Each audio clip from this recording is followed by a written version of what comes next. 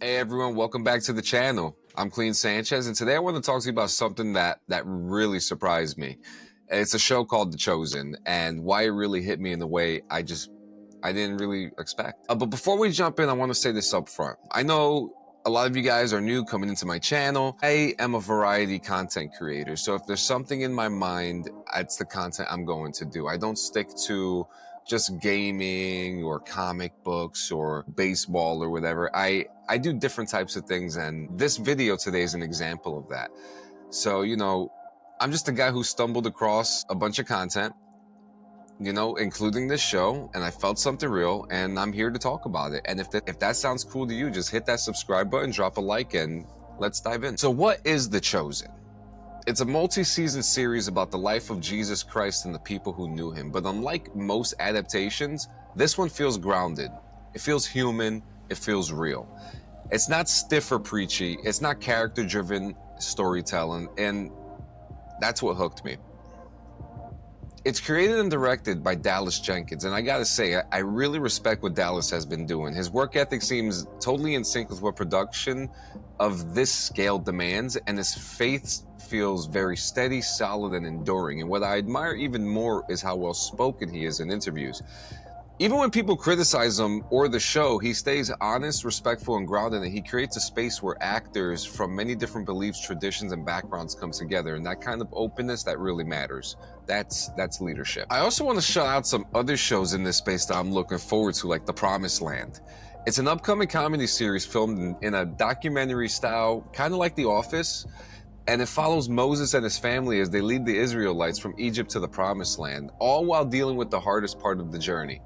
The people. And it looks hilarious, and honestly I'm here for it. And I also gotta say, a big help in like the Chosen content that I've been looking through and understanding more of the show too is the Chosen Sleuth. If you don't know who that is, that's a content creator who dives deep into everything related to the Chosen and other areas in that space. Behind the scenes stuff, episode analysis, cast updates, you name it. So if you're into the show, definitely check them out too. The Chosen is also funded through Angel Studios, a platform that backs independent, values-driven content. And the first season alone was crowdfunded, like over 10 million from thousands of supporters. It's insane. And that just goes to show how hungry people were for something like this. Now let's talk about the cast. And we'll start off with Jonathan Rumi, which is actually interesting because he actually plays Jack Cabot in Fallout 4, one of my favorite video games of all time. And he plays Jesus, and he brings this incredible warmth, humor, and weight to the role.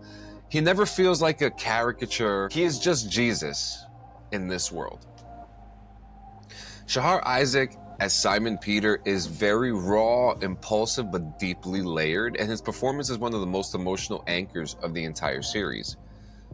Elizabeth Tabish as Mary Magdalene is absolutely powerful. Her scenes in the early episodes hit you right in the chest, and following her story in the beginning of the show leads you into the whole journey that you're about to go to if you watch this. Paris Patel plays Matthew, and given this beautiful, anxious, nuanced portrayal, and like honestly, Matthew's arc, it might be my favorite. It's just so human.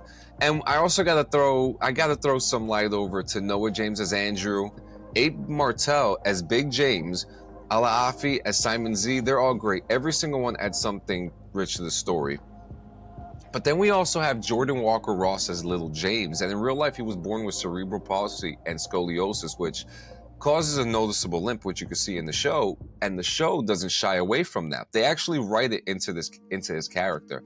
There's actually a very, very powerful scene where Little James asks Jesus, why hasn't he been healed? And Jesus tells him that his disability isn't a punishment, that he will be able to reach people in ways others can't. And it's one of the most intimate and moving moments in the whole series. And it hits especially hard knowing it's grounded in Jordan's real life experiences. One of my favorite characters and actors on the show is Brandon Potter as Quintus. He's got this chaotic Roman energy that's both hilarious and intimidating. And, he later on in the show, he seems to lose it a lot. And that emotional energy it's total scene stealers. You know, kind of funny in a dark way, totally unforgettable. I'd actually like to see Brandon Potter as maybe Lex Luthor or something one day. Why not, right? So what does the show get right? For starters, the storytelling. This isn't a Bible lesson. You know, in some perspectives, you could look at it as a sermon. It's emotional, character-driven storytelling about people dealing with fear, doubt, guilt, joy, and redemption. All the heavy human stuff. And it's truly universal. You don't need to be religious to feel what Peter feels when he's lost, or what Mary feels when she stumbles. There are human experiences, relatable ones. The production value is seriously impressive. The cinematography, the set design, the costumes, everything is immersive, and it doesn't look like a church play or a low-budget reenactment. This feels like a real show, a show where a group of people got together and wanted to make something perfect, and this is near it. One of the interesting things about this show is how genuinely funny it can be. In the start of the show, when you first meet Peter, he's in a fist fight, and one of the first things he says is, "You think if you keep hitting me hard enough, I won't be married to her anymore?" That's why they call me Wine Hands, because of what I do to your liver. And that kind of energy kind of made me feel like, you know, this is gonna be kind of sarcastic. There's gonna be some comical moments here, and we do get that, especially from Jesus, who's got some of the best ones. Plus, the writers clearly respect the source material. Even if you don't follow the Bible, you can tell they do, and they treat it with thought and creativity. And it's just not just me saying this. The show's gotten love from people across the board, like Mark Wahlberg, Mel Gibson, folks outside of Hollywood too. It's sparking conversations everywhere. But let me be real with you. I'm not super religious. I don't go to church every Sunday. I don't say grace before meals. But I do believe, and I've believed for a long time. I just haven't always known where to put that belief. And one day I was scrolling online and I came across a clip from the show, and it's based on Matthew 14:22-33, and it's the scene where Jesus walks on water and calls Peter out to him, and Peter actually starts walking, but then fear overcomes him and he starts to sink, and Jesus catches him, and that scene hit me like a truck. Even during that time, I was having a rough day. I was overwhelmed, mentally sinking, and seeing that moment, it literally stopped me on my tracks. And that day I showed it to my wife and I said, we need to watch this tonight. And we did, and we binged it. I think we did like maybe 4 or 5 episodes that night too. And I felt something I didn't expect: religious curiosity, not pressure, just curiosity. And I genuinely wanted to know more. And then came the guilt. The self-questioning, like, am I giving enough? Am I living the way I'm supposed to? Am I even worthy? You know, I don't have the answers, but that's what I love about this show. And it doesn't hand you the answers. It invites you to ask the questions. I also struggled with the fact that there's a big tradition of people going to church. I don't go to church. And then I found the verse, John 4:24. God is spirit, and those who worship him must worship in spirit and truth. And that gave me peace, because maybe faith isn't about buildings.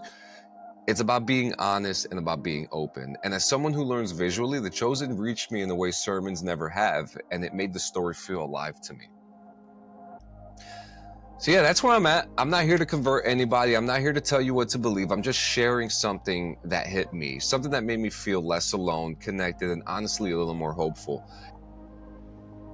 And if you're curious, I recommend giving The Chosen a watch. Not because you have to believe the same things I do, but because it might just reach you where you are. So thanks for hanging out with me today. If you like this video, please subscribe and share it with anyone who might find this interesting. And let me know in the comments, have you seen The Chosen? What did you think? If you haven't, what holds you back? And until next time, this is Clean Sanchez. Stay curious, stay kind, and I'll see you later.